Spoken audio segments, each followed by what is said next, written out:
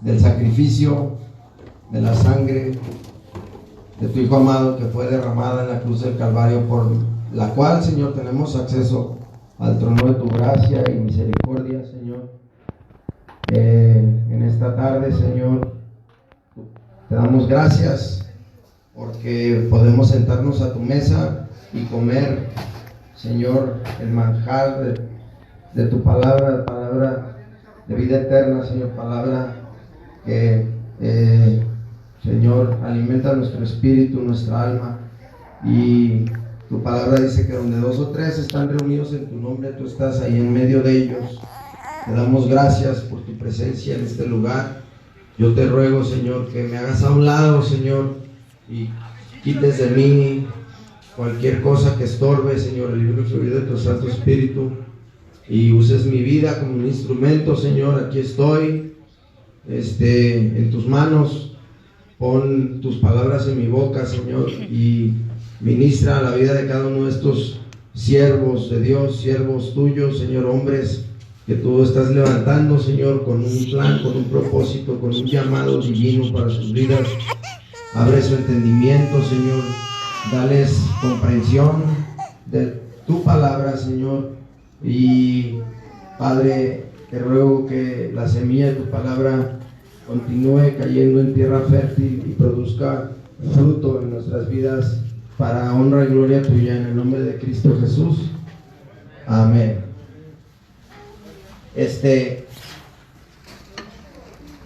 Me encontré con unas notas que tenía yo escritas, que tengo escritas en este cuaderno, y se las voy a compartir. Pongan mucha atención a estas notas que es lo que nosotros hemos estado viniendo haciendo, es lo que hemos venido haciendo, un estudio detallado, ¿verdad? Y sistemático, metiéndonos a fondo en la palabra de Dios para encontrar respuestas, ¿verdad? Respuestas a nuestras dudas, respuestas para poder tener un fundamento firme de nuestra fe, no basado en creencias que no tienen ningún respaldo, que las avalen, no basado en ideas, ¿sí me entiendes? Sino algo que esté basado en algo que está respaldado. Como les he mencionado, la Biblia, hay mucha evidencia tanto histórica como arqueológica que lo que está escrito en la Biblia es verídico, es real. Ciudades que menciona la Biblia han sido encontradas a través de la ciencia de la arqueología, y pues no podemos cambiar el curso de la historia. Voy a leerles estas notas. Si no entienden una palabra, dígamelo para poder detenernos ahí tantito, y luego después de esto vamos a tratar de hacer un muy corto repaso que tenga que ver con lo que hemos visto acerca de la tierra prometida. ¿Ok? A ver, dice aquí: es de suma importancia que el mundo entero obtenga la verdad serena y convincente con respecto a Dios, nuestro Creador, y del destino eterno del hombre con respecto a lo que sigue después de morir en esta vida, después de que este cuerpo muera y regrese al polvo de donde fue tomado, o sea, que sigue la vida eterna. Es por eso el estudio de la teología. ¿Cuántos saben qué es teología?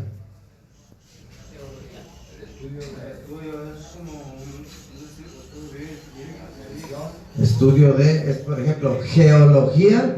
Geología es geo, en el griego es tierra. Logía, el estudio, o el tratado de la tierra, el estudio de la tierra, ¿sí? Geología, filosofía es filos es sabiduría, filosofía, sofía es sabiduría, filos el estudio de la sabiduría. Bueno, entonces teología, teo es en el griego viene siendo Dios, teo. Entonces logía es el estudio de Dios, la teología. Por eso el estudio de la teología, o sea, el estudio de Dios. Es obvio que nosotros trascenderemos otra vida. ¿Por qué es obvio? Que de aquí no se acaba cuando morimos, ya es el final. ¿Por qué es obvio que vamos a trascender a otra vida? Pues aquí, ya que somos únicos, fíjate, ni los gemelos son exactamente iguales. Por mucho que te parezcas a tu papá, no eres exactamente igual. Eres único, no hay nadie igual a ti. De millones de personas que han existido en el transcurso de la historia, no hay una réplica igual a ti. Cuando Dios te hizo a ti, Dios quebró el molde, tan, y ya. Cada quien es único en su esencia. ¿Cómo no vas a creer que vamos a trascender a otro lugar después de esto? Cuando eres un ser único, no hay nadie igual a ti. ¿Sí? Si fuéramos réplicas, pues entonces sí habría que dudar, ¿verdad? De que pues no sigue nada después de esto. ¿Sí? Les voy a pedir que si pueden tener un poquito de orden, y yo sé que son los chacas los que mandan, pero que tengamos un poquito de respeto hacia este tiempo que estamos aquí, ¿sí? Entonces, dice aquí en estas notas, dice, ni los gemelos son exactamente iguales. Si no trascenderíamos a otro lugar después de la muerte física, habría muchas réplicas de cada uno de nosotros. Fíjate, la naturaleza de la doctrina, ¿saben qué es doctrina? Doctrina es, enseñanza, exactamente, doctrina es enseñanza. Claro que nosotros tenemos ese concepto porque por lo que aprendimos, por las tradiciones, lo que nos inculcaron en la religión popular, ¿verdad? ¿Sí?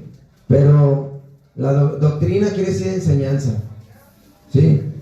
La naturaleza de la doctrina cristiana es enseñanza o instrucción. La teología es la ciencia que trata con los propósitos divinos de Dios. Ciencia es el arreglo sistemático y lógico de hechos autenticados. Autenticados es que están comprobados. Es la ciencia, que hay un método científico, hay pasos, ¿verdad? Para poder avalar, ¿sí? Por ejemplo, las ciencias exactas, ¿cuáles son? Las matemáticas son ciencias, exactamente, son ciencias exactas. Y hay otras ciencias que no son exactas, como la psicología. Sí, hay muchas que están basados en hipótesis o en teorías que no son comprobables, como la teoría de Darwin, de que venimos del chango. Aunque muchos nos parecemos a un chango, no venimos del chango, y no hay nada que lo compruebe al 100% esa teoría de la evolución, ¿sí? Y luego, pues ve, somos únicos, no hay nadie igual a ti, ¿sí? Cada quien es diferente, ni los gemelos son exactamente iguales, ¿sí? La teología es una ciencia. Ahora, cuando decimos teología, acuérdense que es el estudio de Dios. La teología es una ciencia, ya que consiste en verdades y hechos relacionados con las cosas divinas de Dios y presentadas en una forma ordenada y lógica, ¿sí? Y presentadas de una manera ordenada y lógica, que es lo que hemos venido haciendo desde el principio que empezamos esta clase, desde el Génesis, ¿verdad? Desde el principio, desde Adán y Eva, de la caída del hombre, de una forma ordenada y lógica, yéndonos desde a Adán y Eva, Caín y Abel, ¿sí? Set, Noé, el diluvio, Abraham, sí, todo caminar desde el principio, ¿va? En una forma ordenada y lógica. Relación entre la religión. ¿Qué relación hay entre la religión y la teología? La religión viene del latín, que significa ligar al hombre a Dios en una relación. Ese es el significado de religión. Ligar al hombre a Dios, o sea, conectar al hombre a Dios, pero bajo sus propios méritos, ¿sí? No bajo como Dios, o sea, como pues la relación que Dios demanda, la relación que Dios pide a través de su palabra por medio de su Hijo que murió en la cruz, que nos abre el camino, que nos abre, ¿sí?, ese espacio para poder volver a reconciliarnos con Él. ¿Qué relación hay entre la religión y la teología? La religión de latín significa ligar al hombre a Dios en una relación. La teología es conocimiento de Dios. La teología, como es estudio de Dios, pues te da conocimiento de Dios. O sea, yo les traigo estas cosas porque yo creo que ustedes son inteligentes. Y yo sé que su cerebro, aunque aparente que no, sí es capaz de captar y entender y comprender estas cosas. ¿Sí estamos comprendiendo? Sí estamos aprendiendo, ¿ah? ¿Sí? Bueno, estudio hace... La teología es conocimiento de Dios, o sea, el estudio acerca de Dios. Así que la religión es una práctica, ¿sí? Una práctica basada en costumbres y tradiciones, ¿sí? Y la teología es conocimiento nada más. La teología es que tú conoces un conocimiento. La teología y la religión deben de estar unidas y balanceadas. Deben de estar unidas y balanceadas. Sin embargo, en la práctica a veces son separadas, convirtiendo a algunas personas en teólogos sin tener práctica de la palabra. O sea, esto quiere decir que puedes tener mucho conocimiento de la palabra, pero no llevarla a la práctica, ¿sí? Y eso te separa. No hay un balance entre la religión y la teología, que es el conocimiento del estudio de Dios, ¿verdad? Ahora, a ver, vamos a esperarnos a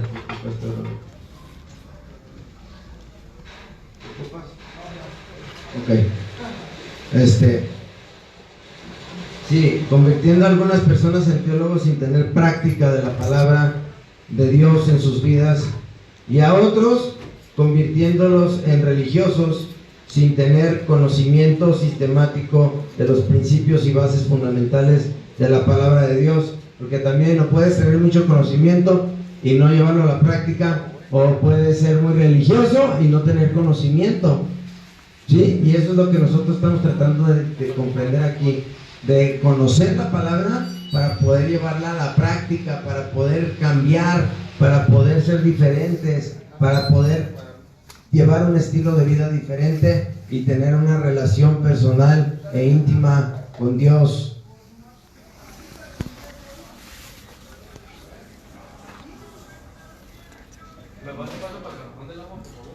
Oh, si los tienen bien chiqueados aquí, brother. A ver, ¿saben qué? Les voy a dar unos minutos para que el que quiera agua, que de una vez tome agua. Sí, ya les he pedido muchas veces que si podemos tener un dominio propio, un control de esto, y no ponen el esfuerzo, brother. Sí, pero no todos, brother. Entonces, ¿ya acabaron de tomar agua? ¿Ya nadie ocupa agua? Bueno, muy bien. Dice, estas notas que tengo aquí, dice: sin tener práctica de la palabra de Dios en sus vidas, otros convirtiéndose en religiosos, sin tener conocimiento sistematizado de los principios y bases fundamentales de la palabra de Dios y de las verdades doctrinales. El mensaje que Dios dirige al hombre es el de instruirse. ¿Qué es instruirse? Es aprender, exacto. El mensaje que Dios dirige al hombre es el de instruirse y prepararse en la verdad, que interprete y maneje correctamente la palabra de verdad. Eso lo encontramos en 2 de Timoteo 2:15. Dice que es necesario que el obrero esté capacitado. A ver, ¿quién quiere leer 2 de Timoteo 2:15? ¿Alguien que lea esa escritura? 2 de Timoteo 2:15. Está en el Nuevo Testamento casi. Un buen soldado de Jesucristo. El versículo mencionaba: procura con diligencia presentarte a Dios aprobado, como obrero que no tiene de qué avergonzarse, que usa bien la palabra de verdad. Exactamente. Entonces, procura presentarte ante Dios como un obrero que está aprobado, ¿verdad? Que no tiene que avergonzarse, que interpreta correctamente la palabra de verdad. Doctrina es la revelación de Dios de una verdad, así como está plasmado en las Sagradas Escrituras. Y dogma es la declaración de esa verdad. Un dogma es la declaración de esa verdad por parte del hombre expresada en un credo. Un credo es una creencia. Entonces, ¿el dogma qué era? El dogma es la declaración de esa verdad por parte del hombre expresada en un credo, en una creencia. Es una declaración de lo que tú crees, ¿sí? Que está expresado en una verdad. El valor de la doctrina, ¿cuál es el valor de la doctrina?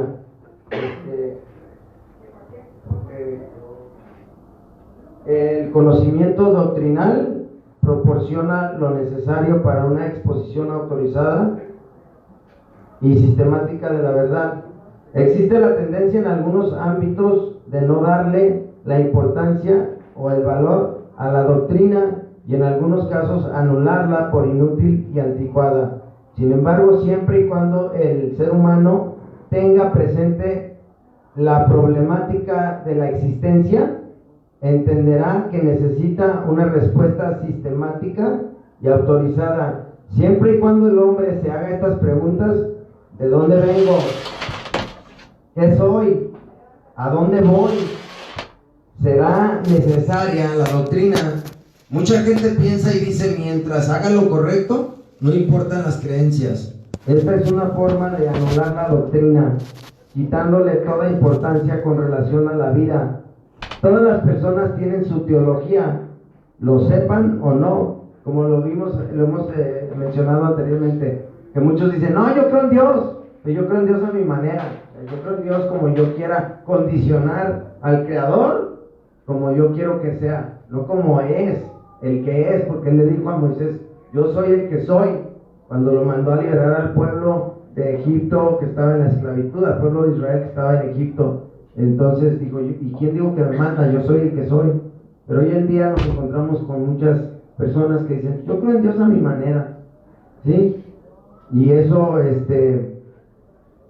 pues está medio raro, ¿sí? Porque pues el diseñador es el que está en control, el diseñador es el que decide cómo va a quedar un cuadro que pinta, el relojero es el que decide cómo va a armar un reloj, ¿verdad?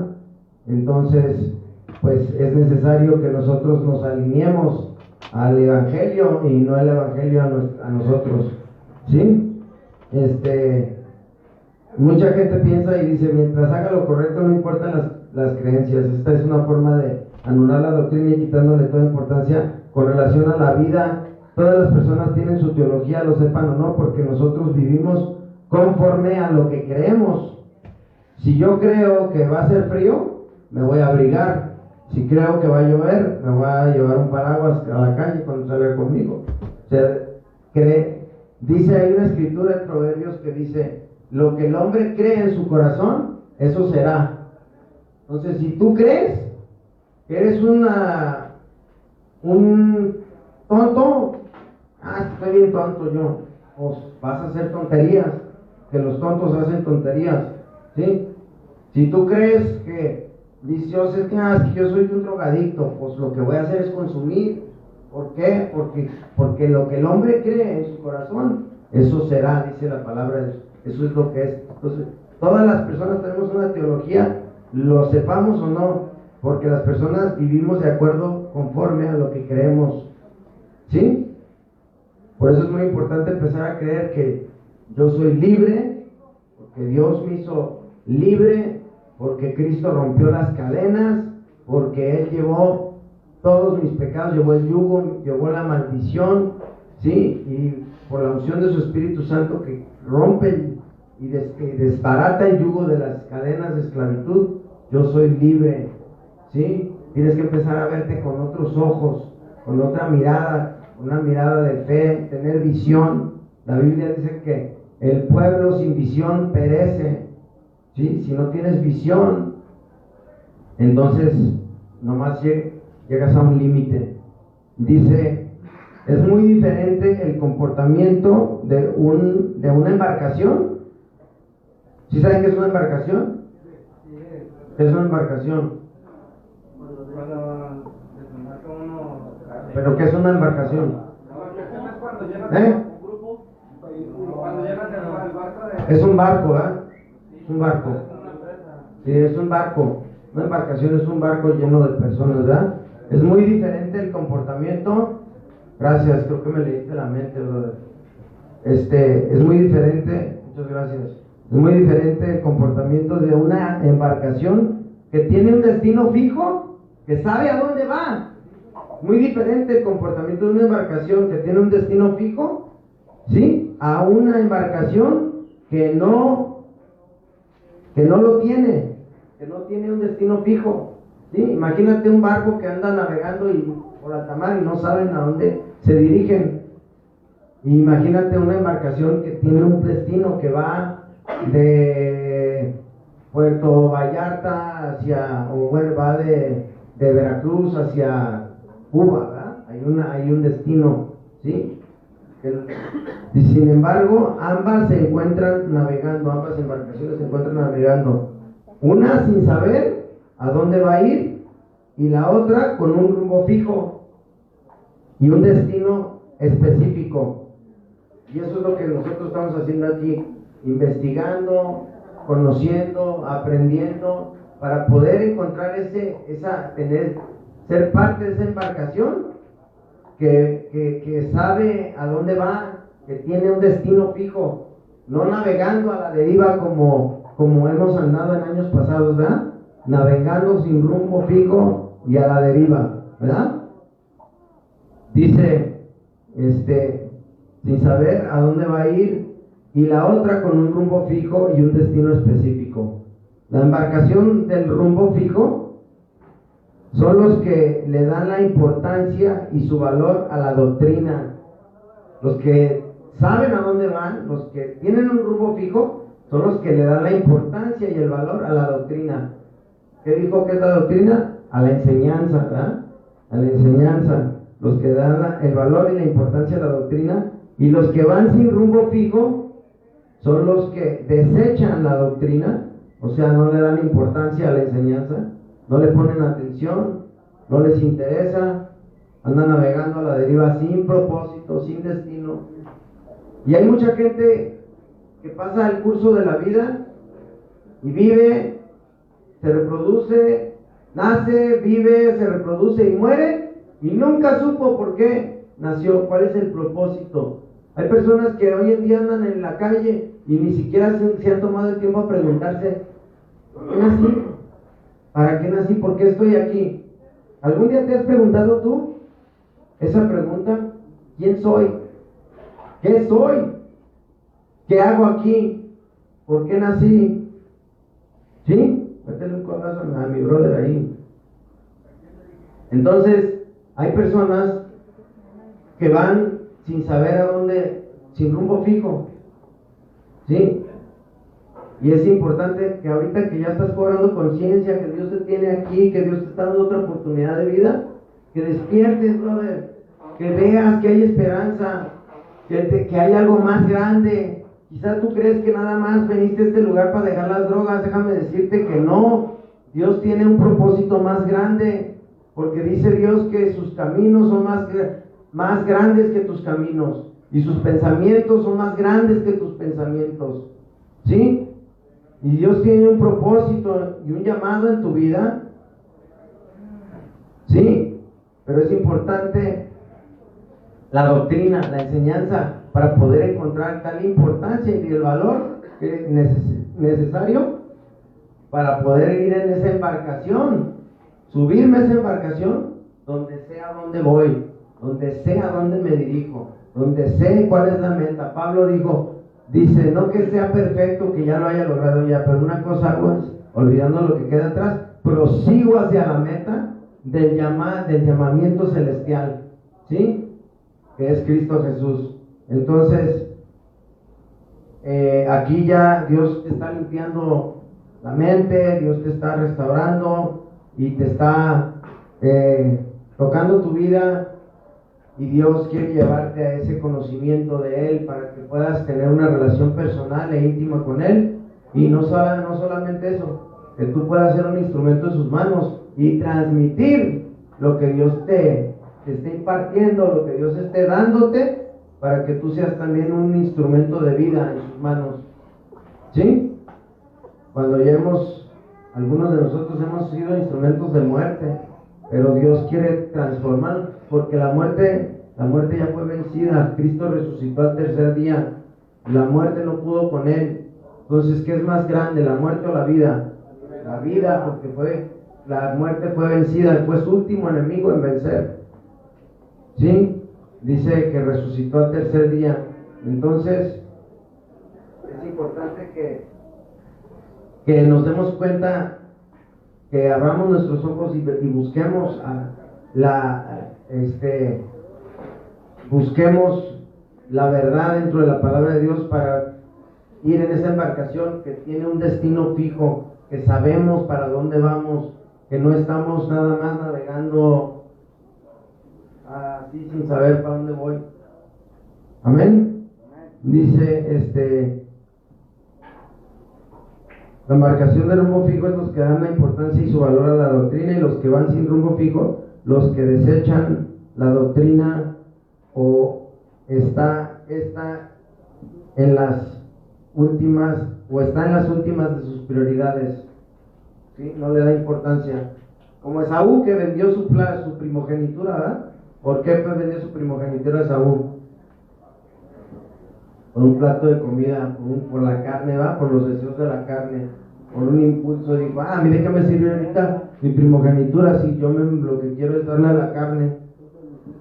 Hay un plato de lentejas, todavía había sido ni un bistec, carnal, un platillo de lentejas, ¿verdad?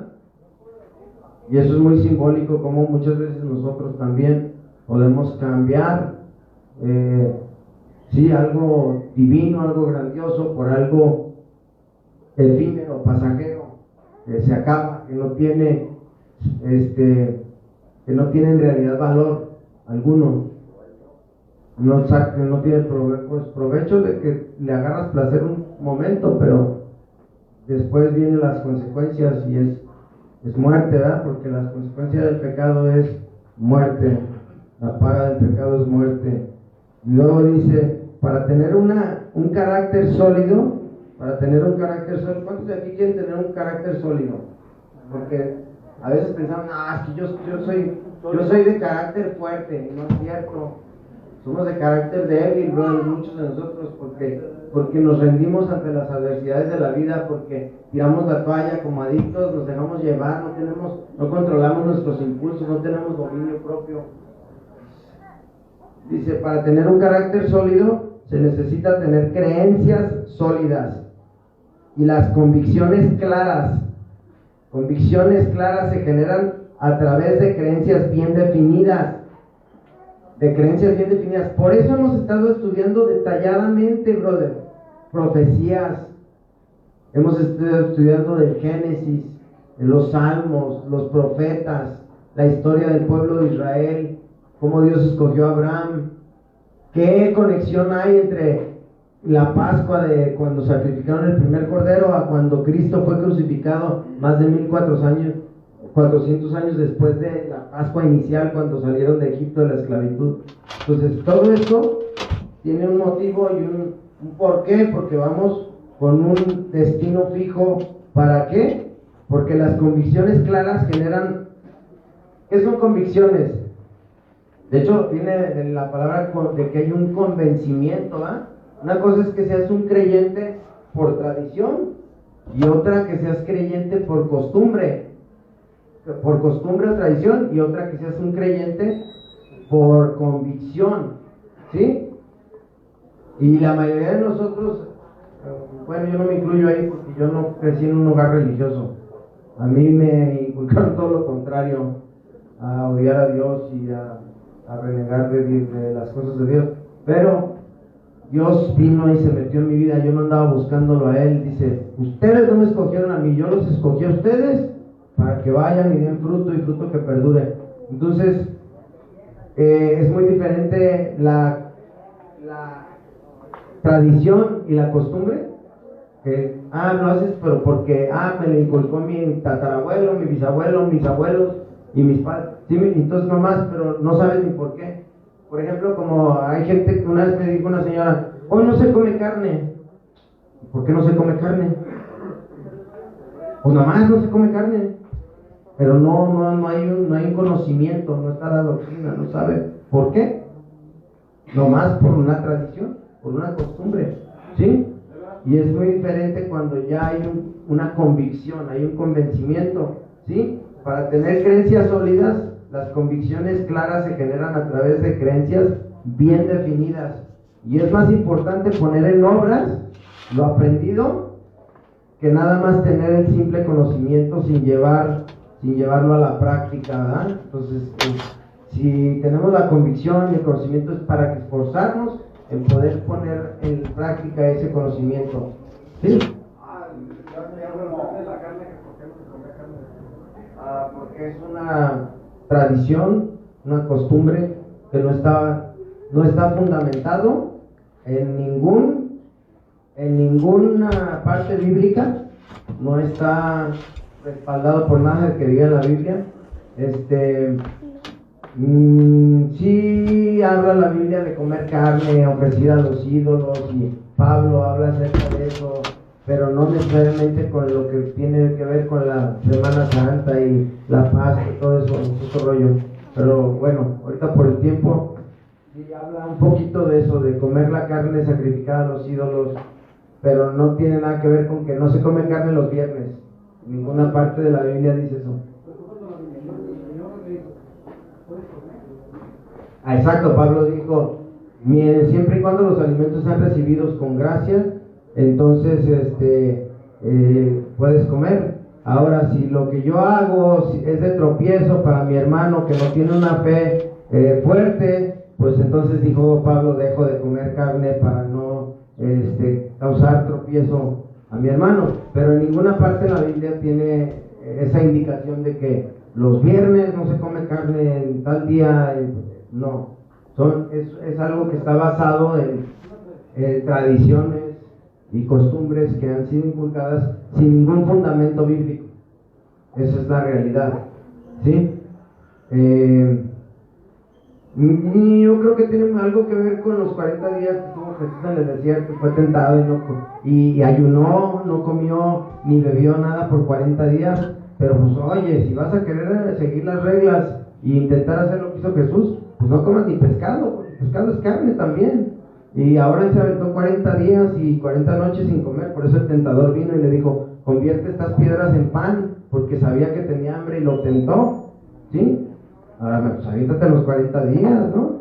Si quieres seguir el modelo de que lo quiso él. Entonces, ¿de qué te sirve no comer carne los viernes y seguir los lineamientos de la Semana Santa? Ahora, yo no digo que está mal, la Semana Santa es una fecha conmemorativa, la segunda fecha más importante en el ciclo escolar, hasta vacaciones dan, porque recordamos la muerte, y no solamente la muerte, también la resurrección de Jesucristo, el que venció a la muerte, y el chido de la película es Él, y el festejado es Él. También en Navidad se celebra su nacimiento, y en Semana Santa su muerte y resurrección. Pero ¿de qué te sirve no comer carne y portarte como el diablo el resto del año?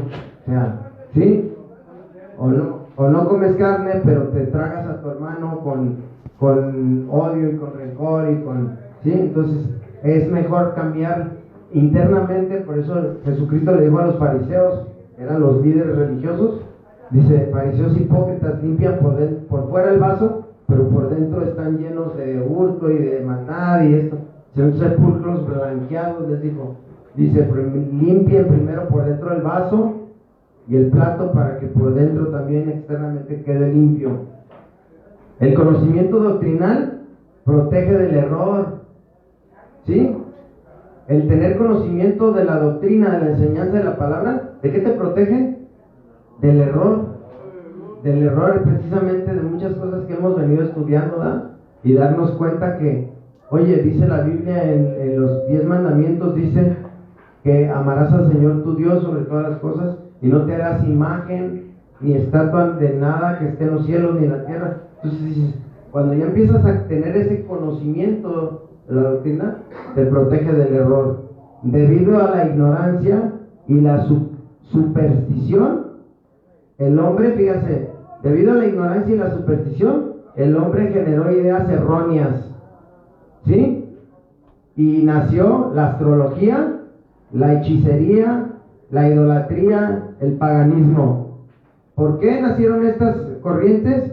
Porque por la ignorancia y la superstición nació la astrología, la hechicería, la idolatría, el paganismo.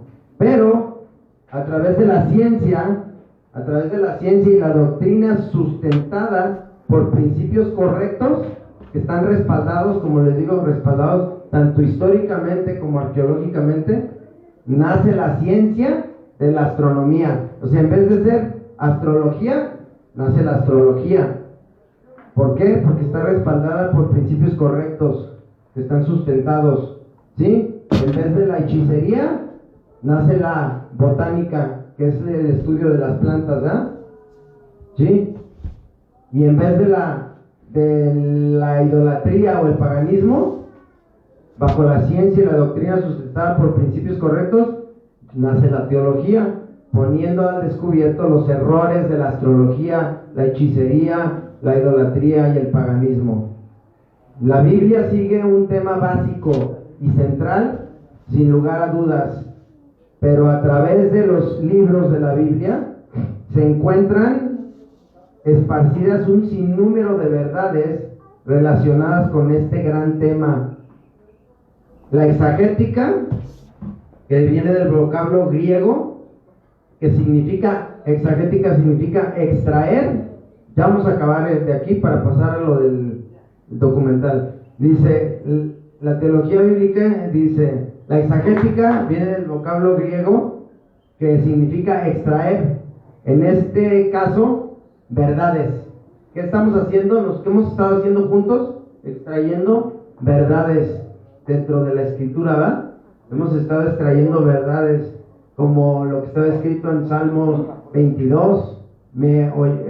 Sus manos y sus pies fueron hollados, fueron traspasados, se dividieron sus ropas entre sí, y después vemos el cumplimiento de eso cuando Cristo es crucificado, ¿verdad? Entonces, la exagética es extraer, ¿sí?, verdades. La teología bíblica, a través de los diversos libros de la Biblia, sigue el progreso de la verdad, ¿sí? A través de los diversos libros de la Biblia, sigue el progreso de la verdad, teología bíblica. Y teología sistemática es el material está arreglado de acuerdo con un orden definido. Las enseñanzas bíblicas con respecto a Dios y el ser humano están organizadas por temas y subtemas, que es lo que hemos venido haciendo, ¿verdad? Amén. Yo creo no vamos a tener tiempo de meternos aquí, pero quiero hacer un breve repaso fíjense, Israel es el reloj de Dios, la tierra de Israel, ¿sí? Ahora, ¿sí recuerdan que Dios escogió a Abraham, ¿verdad? Abraham, y Abraham tuvo a Isaac, Isaac tuvo a Jacob, y Jacob tuvo 12 hijos que forman la nación de Israel, ¿verdad? ¿Sí? Ok. Ahora, ¿recuerdan que Dios le dijo a Abraham que se fuera? Abraham estaba en la tierra de Ur de los Caldeos, que hoy en día es la tierra donde está Irak, la antigua Babilonia. Ahí vivía Abraham en Irak, que era la antigua Babilonia, la tierra de Ur de los Caldeos. Dios le dijo, salte de la casa de tu padre y vete a una tierra que yo te voy a dar donde fluye la leche y la miel. ¿Cuántos recuerdan a qué tierra lo llevó? ¿Cuántos recuerdan a qué tierra lo llevó? Se oye como tipo La Pinta, ¿verdad?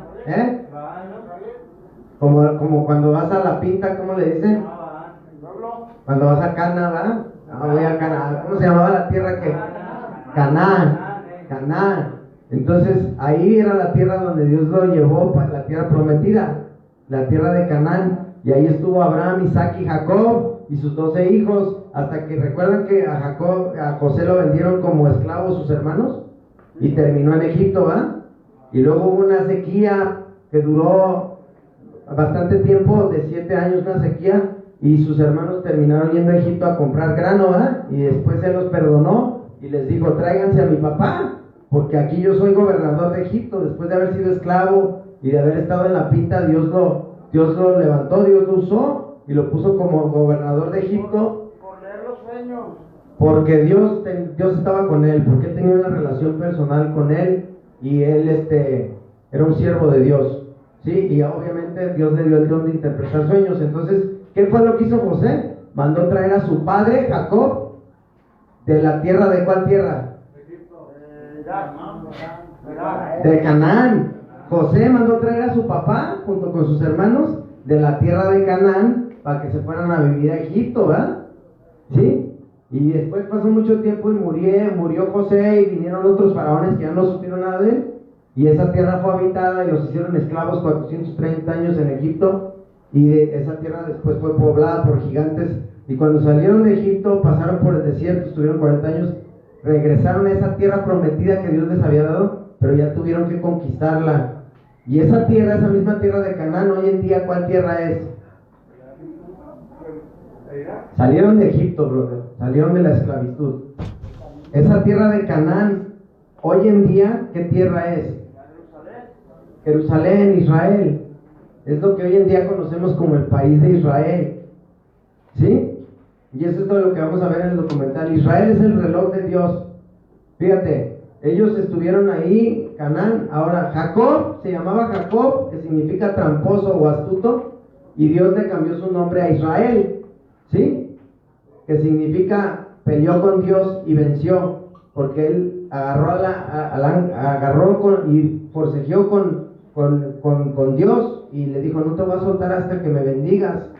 Y Dios lo bendijo y le cambió su nombre a Israel. Y así es como se llama la nación, el pueblo de Israel, de donde viene la descendencia del Mesías, ¿verdad? Porque a Abraham Dios le dijo, a través de ti todas las familias de la tierra serán bendecidas. ¿A qué se refería con eso? Que a través de Abraham, Isaac, Jacob y los 12 hijos de Jacob iba a venir el Mesías prometido, descendiente de la tribu de Judá, del linaje de Judá, del rey David, ¿sí? Porque José y María, ambos, José y María, eran descendientes de la tribu de Judá. Entonces este es el pueblo que Dios escogió, es la nación que Dios escogió para que viniera el Mesías prometido, el Salvador de la humanidad. Y está tremenda la historia, el curso de la historia, porque mira, en el año 700 antes de Cristo aproximadamente, el rey Nabucodonosor, rey de Babilonia, fue a Jerusalén, que es la capital de Israel, que las Naciones Unidas no la quieren reconocer como la capital de Israel, porque le llaman Palestina, la tierra de Palestina. Pero en el año 700 antes de Cristo, el rey Nabucodonosor invadió la tierra de Judá, ya en Israel. Los asirios llegaron al norte y los conquistaron, y llegaron los babilonios y también conquistaron, les destruyeron su templo. Ahí en Jerusalén, el primer templo que había sido construido por Salomón fue destruido y se los llevaron cautivos, se los llevaron al anexo por 70 años. Se los llevaron anexados, se los llevaron a Babilonia 70 años. Después de que se cumplieron los 70 años, ellos regresaron a su patria, regresaron otra vez a esa tierra de Canaán, que es la tierra de Israel. Y Herodes el Grande reconstruyó el templo, ¿sí? Nehemías reconstruyó los muros porque estaban caídos. Cuando Nehemías regresó, reconstruyó los muros. Y Herodes el Grande reconstruyó el templo por segunda vez. Ahora, durante los tiempos de Jesucristo, estaba el segundo templo, ¿sí? Él fue crucificado y aproximadamente 40 y tantos años, 37 años después de que él murió en la cruz, estamos hablando de 70 años después de Cristo. O sea, estamos hablando de que tiempo de nuestra era, de que cuenta nuestro calendario, en el año 70 después de Cristo, de nuestra era, ahorita ya estamos en el año 2000, ¿verdad? 2019. Pues en el año 70 aproximadamente después de Cristo, los romanos, sí, los judíos, los hebreos se quisieron rebelar en contra del imperio romano. Dijeron, ¿sabes qué? Ya no queremos estar bajo la opresión de Roma. Hicieron una revuelta y se quisieron liberar de la opresión de Roma. Ahora, ¿sí recuerdan que Jesucristo fue crucificado por la influencia de los fariseos? Pero ¿quiénes lo crucificaron? Los romanos, ¿verdad? Entonces Roma tenía bajo su dominio a Jerusalén. Roma tenía bajo su dominio a Israel, al país de Israel. Y en el año 70 después de Cristo se rebelaron los judíos y Roma los aplastó. Y los destruyó mataron a muchísimos judíos y fueron esparcidos por todo el mundo, ya no regresaron a su patria. Fíjate qué tremendo está esto. Desde el año 70 después de Cristo se fueron a vagar por todas las partes del mundo. Unos se fueron a España, otros se fueron para Alemania, para Polonia. ¿Sí recuerdan la Segunda Guerra Mundial que Hitler se agarró matando judíos, verdad? ¿Y por qué estaban los judíos allá? Porque desde el año 70 después de Cristo habían sido expatriados, habían sido sacados de su patria por el emperador Tito, el emperador Nerón de Roma. Los conquistó, les destruyó su segundo templo y fueron sacados de su patria y ya no regresaron a su patria hasta 1948, el 14 de mayo. Estamos hablando de más de 1800 años, brother. Eso está increíble. Pues cuando ellos regresan a su patria, ya está habitada por árabes, por los palestinos. Y he ahí el conflicto árabe-israelí ahorita. Y eso es lo que vamos a ver, para reforzar lo que hemos aprendido acerca de la tierra de Jerusalén. Eso está tremendo, brother, porque fíjate, ¿qué probabilidad hay de que pasaran más de 1000 años y todavía regresaran a su país original, que fueron sacados de ahí en el año 70 después de Cristo? Fue hasta el año 1948 cuando pudieron regresar y poquito a poquito volvieron a ir recuperando terreno. Nomás agarraron un pedacito, pero luego en 1967 los atacaron los árabes, Siria, Jordania y Egipto. Ellos están rodeados por como 20 países árabes que son enemigos de ellos y los han querido aniquilar, los han querido borrar del mapa. Y está tremendo, bro. Esto es como lo que cuenta la Biblia cuando los muros de Jericó cayeron, que parecen cuentos, ¿verdad? Cuando tú lees la Biblia, para algunas cosas parecen mitos, parecen leyendas, parecen cuentos, porque dices, ay, o sea, te parecen cosas increíbles. Pues en nuestra era, así pasó. En el 67 fueron atacados por 3 países árabes: Siria, Jordania y Egipto. Estaban superados en número 200-1 y ganó Israel. Y así fue como recuperaron más terreno y recuperaron Jerusalén. Y entonces han seguido también en el 73, la guerra de Yom Kippur. Fueron atacados por países árabes y también les ganaron. Sí, en el 67 murieron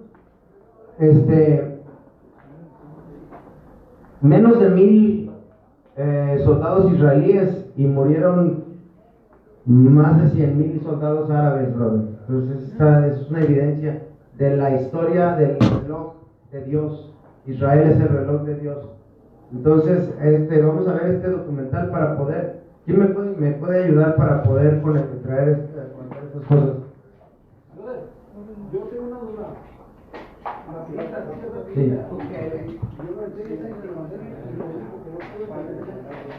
De que la tierra prometida de Dios y ¿cómo puede? ¿Por qué? Si es donde salen los que es que está escrito, dijo Cristo, yo no vine a traer paz sino la espada. Está tremendo, brother, porque se están cumpliendo las profecías. Ahora, todo esto, ¿por qué? Te preguntas el por qué. Esto pasó, te voy a decir por qué, brother. Porque su desobediencia de Israel, gracias a su desobediencia de Israel y el castigo que Dios les ha mandado y toda esta desgracia que les ha sucumbido, permitió que tú y yo entráramos al reino de Dios, que tú y yo seamos hijos adoptivos de Dios, porque la desobediencia de Israel abrió las puertas a los gentiles, a ti y a mí. Entonces Dios tiene un plan perfecto y por medio a través de su desobediencia de ellos, nosotros estamos siendo aceptados en el reino de Dios a través de su Hijo que murió en la cruz y que los judíos lo rechazaron. Ahora allí en Jerusalén hay tres religiones principales. Está el judaísmo, y eso lo vamos a ver después, el cristianismo y el islam. El judaísmo siguen estando en el Antiguo Testamento. Son los judíos, creen en la Torá, creen en lo de Moisés, la ley de Moisés, creen en todos los profetas, pero no creen en el Nuevo Testamento. Entonces ellos siguen esperando al Mesías. Y eso nos beneficia a nosotros, porque el que ellos sigan esperando al Mesías abrió las puertas de los cielos para nosotros. Sí, el judaísmo. Sin embargo, dice la Biblia que al final todo Israel va a ser salvado, que al final se va a salvar Israel. ¿Por qué? Porque es el pueblo escogido de Dios, es el pueblo que Él escogió, y Él tiene un pacto que hizo con Abraham, Isaac y Jacob, y Él no rompe, Él no es hombre para mentir, pero eso abrió las puertas del reino para nosotros, ¿sí? Y el Islam es una religión que nació más de 600 años después de Cristo, con el profeta Mahoma. Le hacen más caso. Ellos también creen en el Antiguo Testamento, creen en Abraham, creen en los profetas, pero le ponen más atención a Mahoma, al profeta Mahoma, que él escribió el Corán en un periodo de 20 años. O sea, según se le apareció un ángel y le dio un libro que escribiera. Ahora recuerda que también la Biblia menciona que Satanás puede aparecerse como ángel de luz. Entonces, todas estas religiones es una confusión para poder, si es posible, hacer que se pierdan aún los elegidos.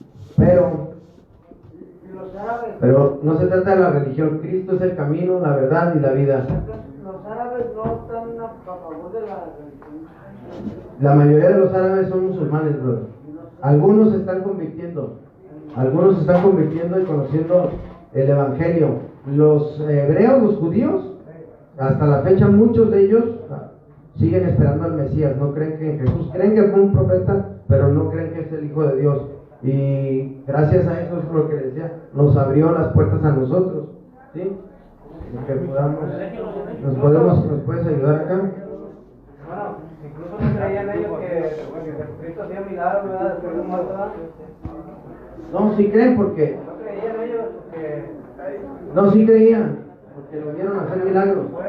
Pues por eso lo crucificaron, porque decían que él era el Hijo de Dios. La verdad que estaba loco, ¿va? Lo crucificaron por blasfemia. Ellos lo acusaron de blasfemia. Lo acusaron de blasfemia porque dijeron que él se hacía pasar por Dios. A ver, vamos a apurarnos porque si no, se nos viene tiempo encima. ¿Cómo le hicimos los bebés? Un poquito se puede hacer un poquito para atrás. Y poquito nada más. Y ponemos la mesa, ¿no? Para poner el...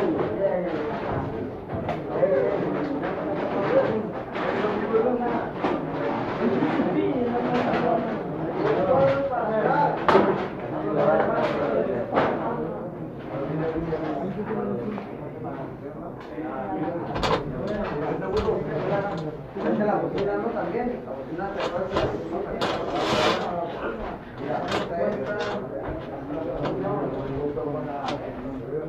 Junto con la...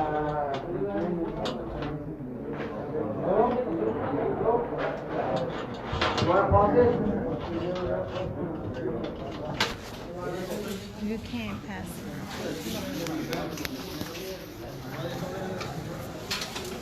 Finish it.